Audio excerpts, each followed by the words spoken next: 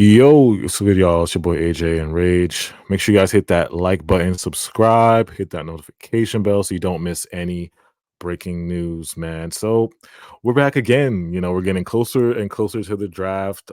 We got some recent news about Houston. Houston doesn't stop. It's like a merry-go-round, Rage. It's just constant rumors. Houston's like we got that number three pick. We got that number three pick. You guys want it? Mikal, give us Mikal. So today, we got the report. I think it was from NBC Sports that said, I'll read it right here. It says the Brooklyn Nets aren't interested in trading Mikal Bridges for the number three pick. Instead, they prefer to build around him and attract another star to Brooklyn. Per Basketball Talk, the Nets have been consistent in saying they are hoping to use Bridges as a lure to bring another star to Brooklyn and build from there.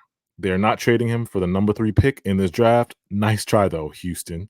That's a funny quote. Nice try, though, Houston. But yeah, Rage, what's your percentage right now with these? The Houston thing keeps coming up. The Houston talks. What percentage are you on that you think that the Nets would trade Mikal to the Houston Rockets right now? Think we got it. It's like I gotta give it like a 80% chance of us actually keeping Mikal and just kind of staying put, Mhm. which is kind of, what this video is based on, is if Yeah. we go the stay put route. And I think most Nets fans, obviously with the news that we heard, and obviously, because we're making this video right now, we're gonna go that stay put route with us wanting to keep Mikal Bridges. It's kind of interesting, but it's also a very expected route. We're kind of gonna go into another year where we're betting on Sean Marks in a sense. Yeah, we have another year where we have a new head coach. It's another year where it's just kind of like a prove it for kind of everybody. But for Sean Marks, for all of the players, for our new coach, just for everybody, it's another proving year. And I kind of think it's a very dangerous route to go to as well. But I guess if you're aiming towards the star route, which it also seems like we're going to do, especially in that 2025 year where we have money to spend, maybe like we kind of talked about earlier.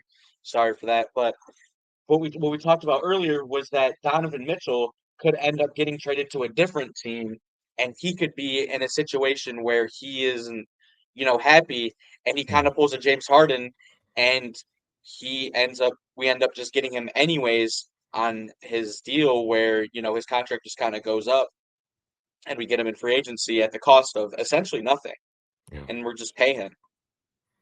Yeah, So it's like, it's like I said, there's so many ways you can go with this route, man. And then well with the Houston thing, like the leverage battle with Houston and right now and Mikal, I think we're just gonna have to wait till the third till June 26th. Is that when the draft is? We're just gonna have to wait because it could go really any way. We have to see how the dominoes fall. This could be all a leverage battle with Houston and asking for Mikal. But the stay put route, if let's say that did happen, right? We keep Mikal and we keep everything, stay put. We would have, I think we did the math on this. If Diop opts out, we could sign three free agents, and that's if we bring back Trent and Wofford, right? So if Diop opts out, we can sign three free agents if we bring back Trent and Wofford. Basically, the same exact team. We're talking about Mikal, Cam Thomas, the team we have right now. Cam Johnson, Dennis Schroeder, Ben Yeah, Simmons, everyone's just kind of back. It's just, yeah. the only players that are leaving are Dennis Smith, Lonnie Walker. There's not really many Yeah. players. There's no many So really we'll players. be basically a 32-50 team. And like you were saying, we would probably wait till 25 free agency if any of these stars come out and, disgruntled stars come out in 2025. I guess that's what you're banking on in this stay put route because you're not rebuilding. You're going to say no to Houston at the draft and then you're going to stay put. So you're waiting for that star. And then this is if Donovan, obviously if Donovan denies and we don't get Donovan or Trey, you're staying put. So with those three free agents, bro, if the Nets, let's say the Nets, Sean Mark's gonna go either way. It's the crossroads. We know the Joe Tsai talked about the crossroads. If you stay put and don't even do the crossroads, the trade for a star or rebuild, what three free agents would you really like on this team that could, I guess, keep us mid for this year? It would be we would be a mid team, but what three free agents would you have fun watching or think could improve this team going into this year? So you could end up picking up. So we've talked about D'Anthony Melton in a different video. That's still a Mhm. free agent that I would love to bring. Kelly Oubre is another player, those are 2, Philadelphia 76ers, but Mhm. both had pretty strong seasons, and there'd be guys to, they'd be good experiments. At the very minimum, they're players that will at least give you production. Yeah, And, you never know, you kinda bet on Dennis Smith, and he gave you some production. Obviously, he was drafted higher, and then as time went on, he kinda his role definitely changed, and he was definitely in a lesser role, and he kinda got outshadowed and definitely changed into a different role. Markelle Fultz is another person that kinda brought out to my eyes. That's another player that I guess would be kinda interesting that you could bring on a prove it deal. yeah, And these are, guys that you could end up signing to bigger contracts and that could help us in the long run too. These aren't guys that'll just make you good for 1 year, and yeah, they'll make no sense in bringing back for, the years that are coming up in the future. These are guys that could genuinely help you in the future, and that yeah, can help you for this year, but also, for the years coming up. And then we've also talked about Jalen Smith. That's another person. It's not necessarily a strong free agency class, but any year where you're staying put, you don't need any, you know, guys that are going to wow you and blow you out of the water, but people that are just going to help contribute to your team, and yeah, that can hopefully get a contract in the yeah. future and help out your team in that case. Yeah, exactly. You're looking for like minimum kind of wage guys that have like somewhat of a ceiling that could just help you just improve, develop, and just stay get some wins out of this, because you're staying put. So this is kind of like the effort. We're staying put. We're just gonna be mid for another year. And wait till 2025, because there's some Nets fans that do want that route. I like your free agents, bro. I think in my mind, if we stay put, I told you before the video started, backup point guard, um, somewhat of a power forward, and then maybe another wing that's kind of like a hybrid wing that could play 4 and the 3. So you said it too. I'm thinking Kelly Oubre maybe he could take an MLE from us. I don't know like how they're gonna finesse Kelly Oubre to come here. I see like maybe Philly's probably gonna bring him back, but if he's out there, I think Sean should make a call. Um, like you said, I think Watford. I think we just assume he's gonna come back, but he's key for me. I definitely want Watford back. And then I think I like Kenyon Martin Jr. just because I think this team needs a lot more athleticism, and I think we've seen athleticism like kind of with the Wolves and with teams in the playoffs, how successful athleticism is. So it's like I think we need an athletic guy on this team. You were talking about Dennis Smith. He did that before a lot. Brought the athleticism to his team on the defensive end, and I think And was a point Kmart of could do attack that. defender, another guy that Yeah, also we didn't have a lot of strong defense last year, to say the least. yeah, Our defensive productivity definitely dropped last year. yeah, But Dennis Smith, one of the things that he did do well was a point of attack defender, just kind of be a positive in that aspect and being that yeah, energy guy. And that was one thing with Watford too, is that he was that energy guy. He's only 23, has something to prove. That's a guy you could give a contract, maybe like a 3 year, $15 million, contract type of thing in the future. yeah, That's a guy who could try and, run some point for you. Like I said, just kind of a effort guy. That and yeah. he and he's Exactly. not par and he's not particularly short either. I mean, like, he's 6'8".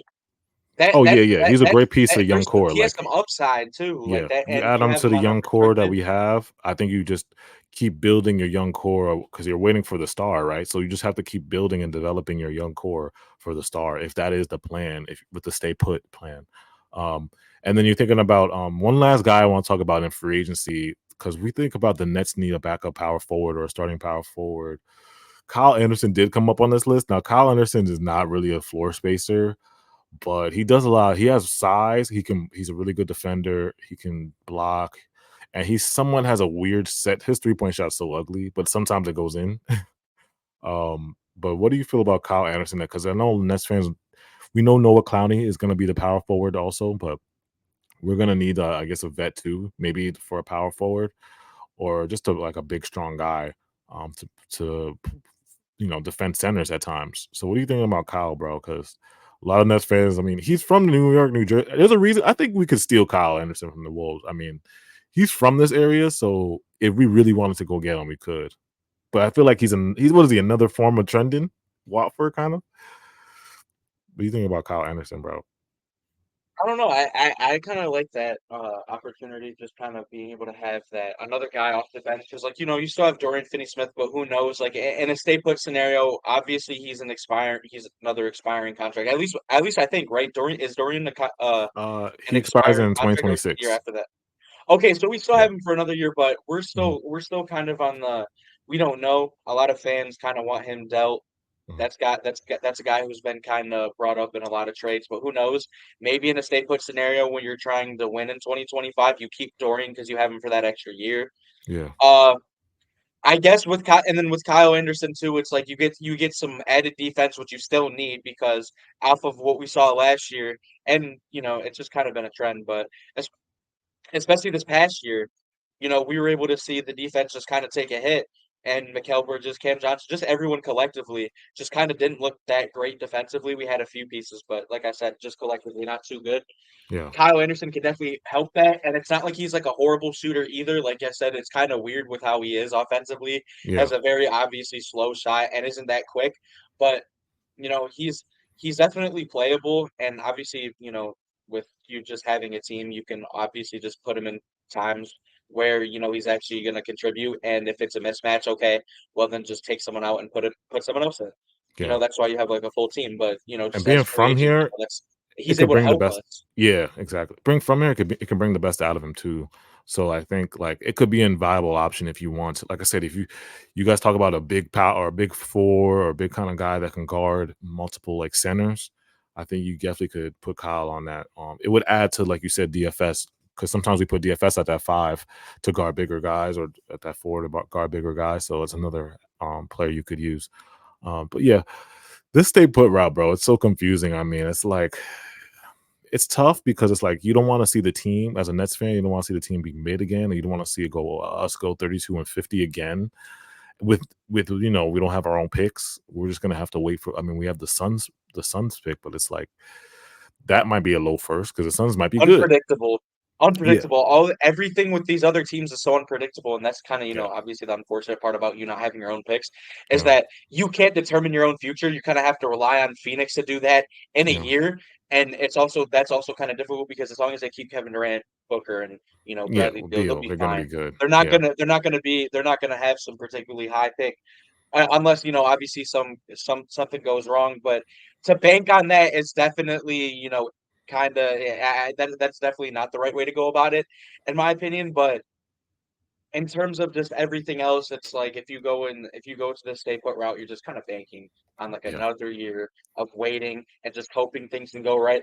Obviously, with having Jordy Fernandez, it definitely helps. This guy was, the best assistant coach, at least voted by everyone in the league, mostly. And he has a really good track record. Let's hope he can be the guy for us because we still haven't been able to find that. And that'll yeah, be huge for what our overall vision is. If he's that guy for us, we can build a future upon that. If we look good with this team, obviously it's going to fuel us to go and get that star because it's just like, oh yeah, we're that much closer, we're that much closer, we look good, we just need to add this one more guy. But it's like even if that isn't the case and you have like another year where you're not great, but if we can just see positives, that'll be good. yeah. I'm not it's not even with a good coach, I'm not expecting this team to be a playoff team at Oh this yeah, point. yeah, We've seen it. yeah. It would hurt to be in the stay put route because over the past few weeks and as we get closer to the draft, we're seeing a lot of leverage tactics. We're seeing a lot of media reports, so it's like we still don't know. I know people think, okay, just because this guy said the Brooklyn Nets are not trading the third, like we've seen this 20 times in a row and passed on Tuesdays with the KD, the Kyrie media reports like, oh, KD requests out. Oh, they're staying. KD requests, no, he's staying. Oh, no, he's gone. Like we've seen the media kind of play these leverage games. So it's like as Nets fans, we're just gonna like have to wait till the ball drops, at midnight on that draft to see what happens. If Donovan extends, if he says no, if the Nets actually keep or actually trade McHale and go the rebuild route, we just have to wait and see, which is like the toughest part. But yeah, make sure you guys hit that like button, subscribe, follow us on Instagram at Nets Kingdom One, and follow us on Twitter, Nets Kingdom AJ, and at Nets Rage. Put in the comments, how do you feel about the Nets just not doing anything? What would you feel about that? Or would you hate Sean Marks? Would you be like, "Oh, good job. We're not doing we're safe. You know, we got money. We're cool. We got the picks. We're safe." What would you guys Or you're feel on the if? route of like, oh, you wait, and then you have Ben Simmons. It's like another year of the guy who's Yeah, on an expiring contract, another year of like, okay, can this guy be the point guard that we so desperately need yeah, to help build around Nick Claxton and if we bring him back? But that's I feel like we're all kind of, I feel like we all kind of are believing that that's what's going to happen that we bring him back. But you have a point guard around Cam Thomas, Nick Claxton, Noah Clowney, hopefully Derek Whitehead. We'll see about him, but hopefully we can have that point guard around him. But obviously that's not something that we should bank on. But with yeah, staying put, it's another year of saying, "Oh, what happens with Ben Simmons? How does Dennis Schroeder look with everybody? How does Cam Thomas look like in a different system? yeah, How does Noah Clowney look like with consistent minutes? How does Nick Claxton look like next to Noah Clowney? yeah, There's a lot of different things, but it's kind of rough to bank on another year on to go into another year where you're just like, okay, Sean Marks, we're betting on you again. yeah. It's that's the toughest part.